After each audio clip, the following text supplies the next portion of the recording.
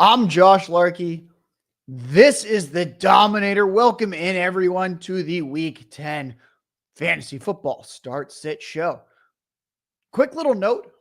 So last night, I know that usually I record this show on Thursdays for those that watch live, though I know that it actually hits the podcast feed on Friday. So this is actually being recorded on Friday morning for a change.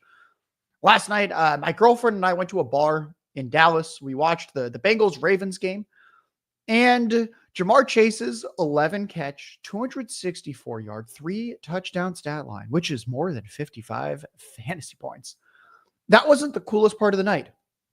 Completely random, but I ended up sitting next to a guy. We start chatting. It turns out this guy is a longtime listener of the Underworld pods. He's a patron. I sent a selfie of the two of us to Matt Kelly last night. Moments like that when fantasy football can bring people together. Last night is why I do this. To have the privilege of witnessing a Jamar Chase 50 burger while watching a thrilling 35-34 game that came down to a final 2-point conversion and to make some new friends in the process. I love football. And here's the transition, folks. And I love starting quarterbacks against the Jaguars this year. We're going to start Sam Darnold. He's the Fantasy Pros consensus quarterback 7 this week. He's at the Jaguars. Now, when you adjust for quality opponents faced, the Jaguars give up nearly 7 fantasy points per game above expectation. So if a quarterback's been averaging 15 fantasy points a game against average defenses, against the Jaguars, we should expect him to score 21 to 22 points. That is good for Sam Darnold, who's been averaging 18 fantasy points this year. Now, TJ Hockenson should run a full complement of routes in Week 10. Darnold has tossed multiple touchdowns in all but 2 games this year. I think you're looking at 250 or more passing yards. 2 touchdowns is kind of the floor. And then the ceiling is 300 plus passing yards, 3 touchdown type performance. It'll just ultimately depend on what Mac Jones is capable of on the other side with this Trevor Lawrence shoulder injury. Stream. We can stream Daniel Jones this week, the consensus quarterback 16 at the Panthers. Now, they're not quite the Jaguars in terms of matchup, but quarterbacks do average about 4 fantasy points more than expected against the Panthers. The Panthers have allowed 33 points per game to opposing offenses. That's the most in the NFL. The Giants have an above average team total as well in the betting markets as a result. So the bettors out there, they think the Giants will score points. And Jones, of course, has a little bit of mobility with his legs as well. Running back, we're going to stick with the Giants. We're going to start Tyrone Tracy with absolute confidence as a fantasy RB1 this week. Consensus running back 16. I think he's a top 10 play this week at the Panthers.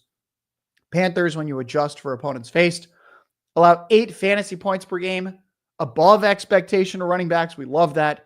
The past 2 weeks, Tyrone Tracy, since Singletary's return, these past 2 games, he's out-touched Devin Singletary 39-11. That is an insane split. That is a near 4-1 type split. That is a bell cow split. Tyrone Tracy is a smash start. He's got heavy projected volume. He's got the perfect matchup. And we are going to start. I've talked about him a little bit on Twitter, at Larky Tweets. I've talked about him on this pod before. We have become Najee Harris, folks. He's a consensus running back 20 at the Commanders. We are starting him with confidence. He's a top 15 play this week. And I have an expected fantasy points model that I run kind of behind the scenes, and it looks at usage. And for those that are like, oh, explain that more. Well, let's say that a running back gets a carry at the 5-yard line and he scores. Obviously, he's getting his 6 fantasy points. Let's say that he doesn't score and he gets a yard. He gets 0.1 fantasy points. That's a massive swing. That's a 60x swing, whether or not the guy's scoring or not, essentially. And that doesn't seem fair to me. I'd rather know that a running back is being trusted by his team to get that carry near the goal line. Why would I want to treat that like if he's at the 1-yard line and he doesn't get it or he gets it? Why would I want to treat that the same as if the guy gets the ball at the 50-yard line and he gets 0 yards? He gets stuffed at the line of scrimmage. I'd rather him get stuffed at the goal line because I know that the expected fantasy points of a carry at the goal line is incredibly high. So anyway, Najee Harris, running back 10 in my expected fantasy points per game model that looks at usage. And if you think models are stupid, that is fine. I won't be offended. You will like that he's averaging 17 carries, 3 targets, and 93 total yards per game. That's very good. He scored only twice in 8 games. Touchdown regression is going to be incoming for him in the second half of the year. Washington is an average matchup for running backs, but Najee Harris's usage is much, much better than RB20, and the Steelers are going to be pretty well rested coming off of their bye. At wide receiver, I feel like a broken record. I'm going to die on the Jaylen Waddle hill. Start Jaylen Waddle, consensus wide receiver 28 at the Rams. The Rams are the third best matchup for outside receivers. That is where Jaylen Waddle takes almost all of his reps. Almost all of his routes come on the outside. He struggled last week. He had a unique 2-catch, -4-yard touchdown stat line. I am prepared to get hurt again, but I'm also prepared to profit like we have done in past years with Jaylen Waddle. I think he's back. And we're going to start. It's uncomfortable. It's still uncertain if he suits up. He has been practicing in a limited fashion already this week. I do think Amari Cooper suits up, and then I will start him with confidence. Wide receiver 32 at the Colts is the consensus. And Keon Coleman's probably going to miss this game. It's going to be him and Khalil Shakir. And Amari Cooper just has a plus matchup on the outside against the Colts. The game total for this one's 47.5 points. That's hefty right there. The Bills' own team total is 26 points. That's the 4th highest. So you've got tons of touchdown upside for Amari Cooper. You've got the good matchup. It's a much better outside matchup than a slot matchup. So that's really where I've got the confidence in Mr. Amari Cooper. I'm also going to start Jameson Williams, the consensus wide receiver 32 at the Texans. Houston's a top 10 matchup for outside receivers like JMO. And the Lions have the 5th highest team total of the week, 26 points. Sam LaPorta did not, in fact, step up in JMO's absence. We'll talk about him more shortly. And I think JMO, he's going to get fed. The Lions need him. And this is their premier deep threat. He's been really, really good this year. And wide receiver 32 is just disrespectful. And then finally, I've got a flex play in PPR. If you're desperate, we'll dig deep here. And we'll hit Ricky Pearsall. He's the consensus wide receiver 41 this week at the Buccaneers. Now, the Niners implied team totals 27 points. That's number 2 this week. And just for receivers, the Buccaneers are a great matchup. I think there's a real chance that Pearsall could play ahead of Juwan Jennings in this game, where he's opposite Deebo Samuel in 2 receiver sets. I could be wrong there, but I'd certainly rather start Pearsall and his potential upside than Jennings at this point. I think we got that one big Jennings game. I think he's back in the bag. Christian McCaffrey's returning. Debo's there. George Kittle's there. Pearsall is the most talented guy when you look at Pearsall versus Juwan Jennings. Much more talented. And I'm starting him in a couple deep leagues myself. Turning to tight end, I've got 3 for you. Start with confidence. Evan Engram, tight end 7 versus the Vikings. I've been getting a lot of questions on Twitter at Larky Tweets. As many of you have known at this point, I post all my matchups charts there. So if you like these adjusted fantasy points based on matchup and you're like, oh, I didn't know that quarterbacks against the Jaguars average 6.5 fantasy points more than you'd expect for the season. If you like that, I have that for every single player. It's on Twitter at Larky Tweets. I've been getting so many questions on that thread about Evan Engram. I am ultimately still starting him with confidence. So he faces the Vikings. The Vikings are an average matchup for tight ends. But last week, without Christian Kirk in the picture now that he broke his collarbone, he's out for the season, Evan Engram had 10 targets. That's a 32% target share. We like that. But he only caught 5 of 10 targets for 45 yards. But the usage was there. I think Engram's a top 5 start this week. In fantasy, I've gone back and forth on it. I'm settling on we are starting him with confidence. I'm expecting Mac Jones to pepper him against a blitz-heavy Vikings defense. Engram's going to be the short area target. I'm very excited about his potential volume this week. I'm also starting TJ Hockenson, fantasy tight end 12 by the consensus at the Jaguars. We were a little early last week. I was excited about him last week. He only ran 60% of the routes in his return from IR. It wasn't terrible. He caught 3 of his 4 targets for 27 yards. Starting him last week, if you were desperate, didn't kill your lineup. But I'll take it as a miss. It wasn't good enough. But the Jaguars are a plus matchup for tight ends and just passing offenses in general. Really thrive against the Jaguars. I think Hockenson is going to run almost, if not all the routes this past, like he didn't do last week when Josh Oliver had the big game. I think Hockenson has the big game here. And then if you want a streamer, I have 2 leagues this week where I'm firing up Hunter Henry. He is the Fantasy Pros consensus tight end 14 at the Bears. Now, the Bears have a very, very good secondary, but tight ends are actually scoring a lot of fantasy points against them. Tight ends are averaging several fantasy points per game above expectation against the Bears. The past 4 games, Hunter Henry's really started to take off since this offense started to move to Drake May. Henry has been averaging the past 4 games, 7 targets, 6 catches, 59 yards, and over 13 fantasy points per game, despite just 1 touchdown during that 4-game span. We'll be right back with some sits for week 10, followed by 3 Underdog Fantasy picks.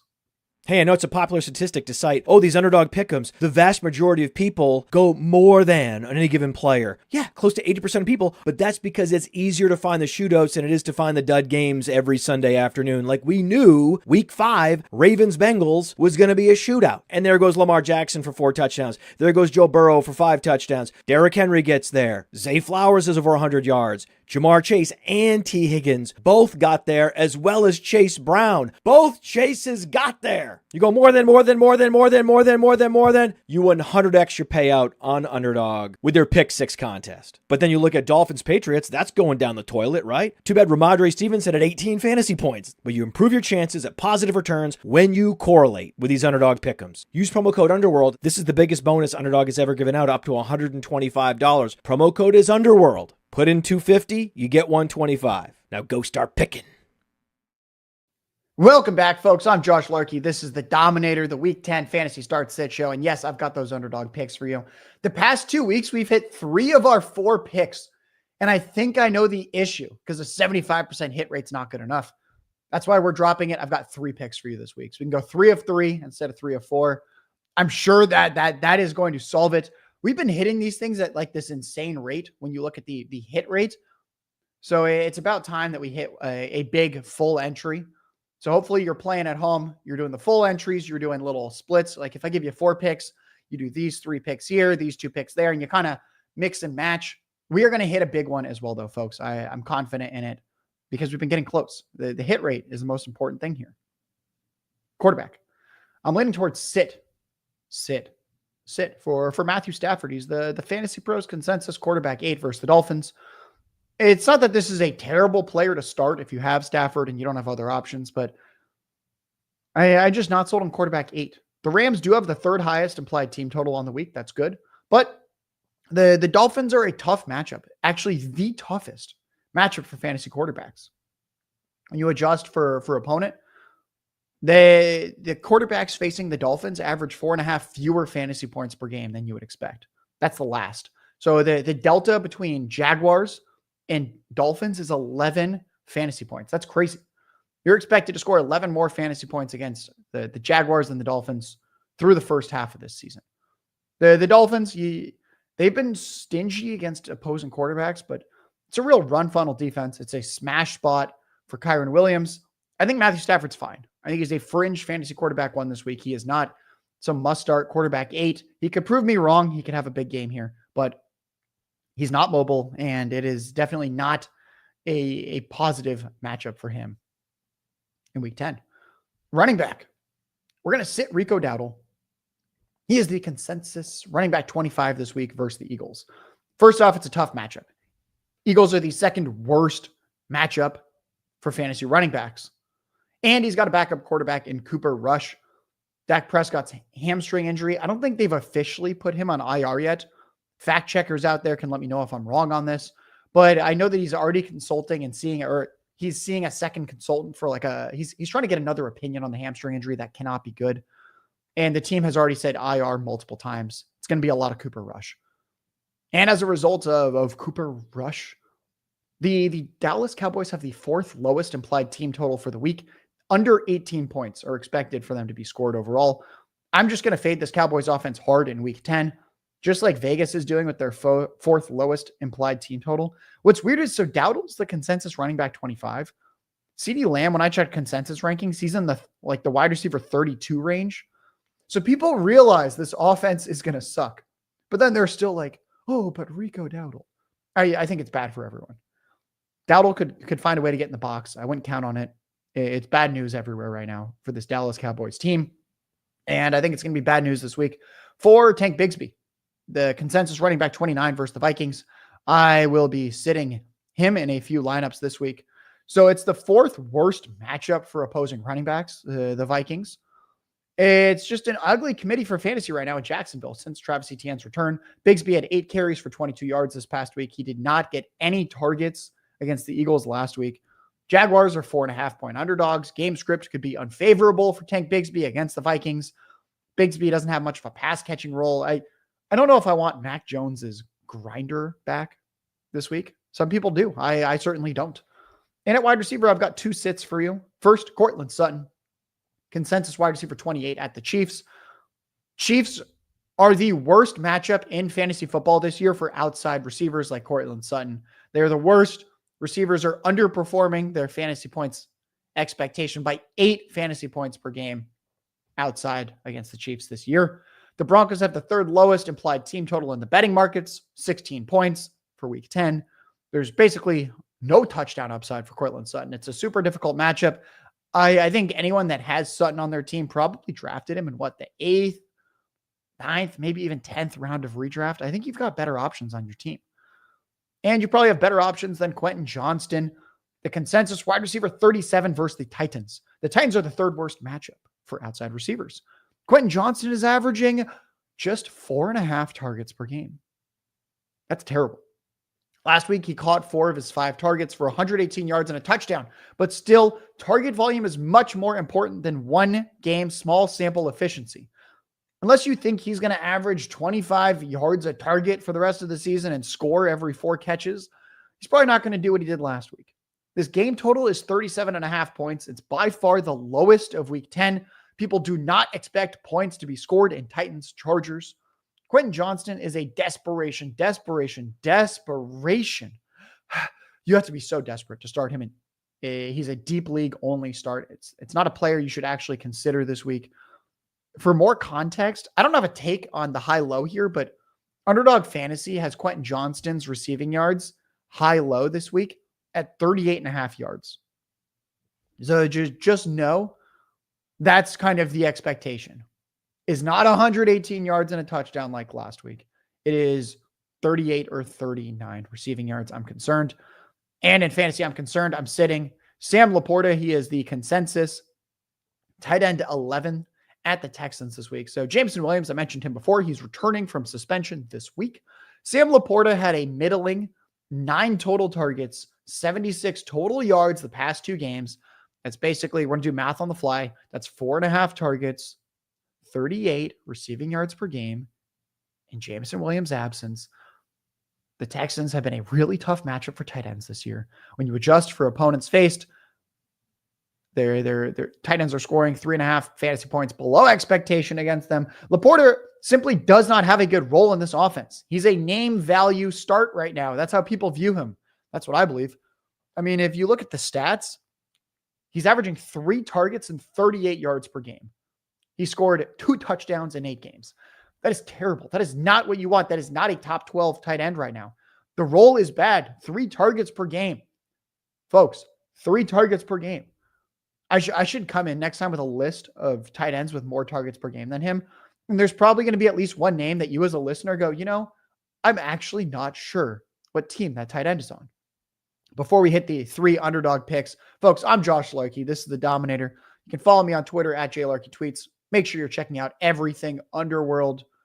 We've got one question in the chat, and then we will get to those picks. Josh, I need a flex. Jalen Coker, Josh Palmer, or Nick Westbrook-Akine, full PPR. Thanks. Just kidding, folks. We don't need to answer the chat. That is just, oh, God. I mean, is anything more week 10 than that? In the season of wide receiver injuries, of course, this is a real dilemma. Jalen Coker, Josh Palmer, Nick Westbrook-Akine. Oh, my God. Okay. So I'd lean Palmer here. I think that's going to be my final answer for touchdown upside. I think that's where we're going to go with this. I just trust the Chargers offense.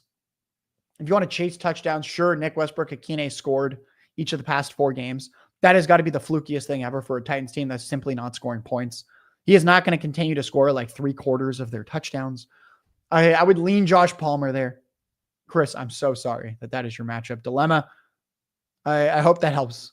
I hope that works for you. That's a tough spot. I've got a couple of teams like that as well, but we're not going to think about that. We're going to think about underdog picks to close the show out. Let's go back to Najee Harris, higher than 63.5 rushing yards. He has 6 wins, 2 losses on that number this year. 6-2, that's a 75% hit rate. We like that.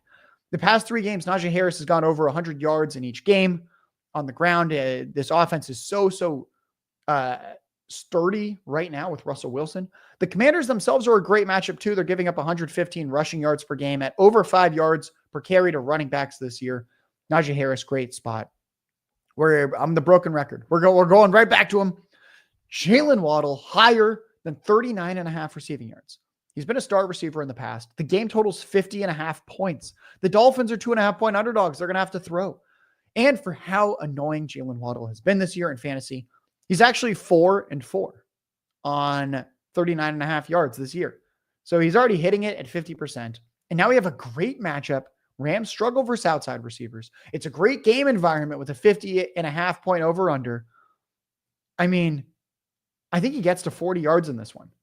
If you knew that there was a starting receiver who is a Pro Bowl caliber guy and his over under is 39.5 yards and a 50-point game total where his team's projected to lose, you would be all over this. And the betting markets do not have him at 39.5 receiving yards. Betting markets have him at 42.5 receiving yards. Underdog is slow to catch up on this one. And the last one, we're going to try to hit all 3 of these. We'll 6X our money. TJ Hockenson, higher than 36.5 receiving yards. 4 targets, 27 yards last week. He ran 60% of the routes. It's a good matchup. I think he's going to have 37 yards versus the Jaguars in week 10. The sports books do not have anything out for TJ Hockenson, which I like. Underdog is essentially sticking their neck out here with this projection. I generally do very well on picks when the sports books don't have it and Underdog does. And it's because sports books, they want to manage risk and they don't really want to put out a Hockenson line right now. They're letting things shake out. We're going to pounce on this one. Folks, thank you. Najee Harris, higher, 63.5 rushing yards. Jaylen Waddle, higher, 39.5 receiving yards. TJ Hockenson, higher, 36.5 receiving yards. 3 hires for you this week. Let's have a great week 10. I'm Josh Larky. This is the Dominator. Stay tuned to everything Player Profiler for this week. Let's have a good one. Hey, I want to thank you for being part of this broadcast. If you have any thoughts on it, leave a comment. If you enjoyed it, make sure you leave a like. And if you want to see more shows on the Player Profiler channel, subscribe to it. That's how we know you want more.